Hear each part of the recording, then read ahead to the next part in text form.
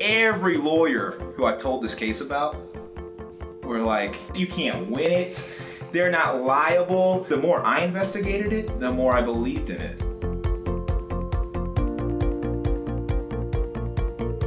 We just wrapped up basically a war. Yeah. 2.5 years about some tragedy that happened to Brian. What happened exactly?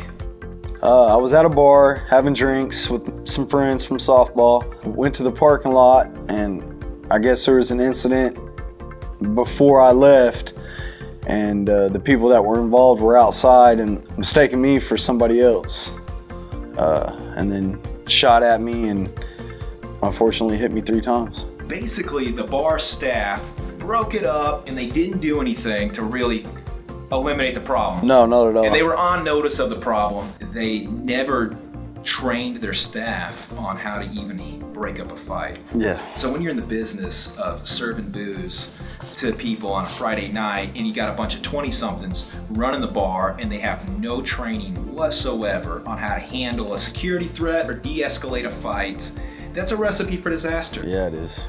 In legal terms, you're holding a defendant liable for a third party's criminal acts.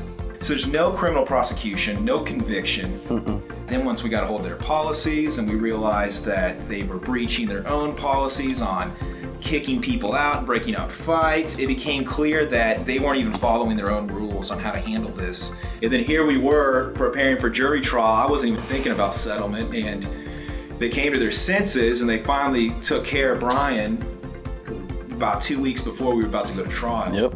Just giving all my trust to Travis to do what he said he was able to do and that he could try to do. He did more than what he thought he could do. And like I said, I couldn't be more pleased with the outcome.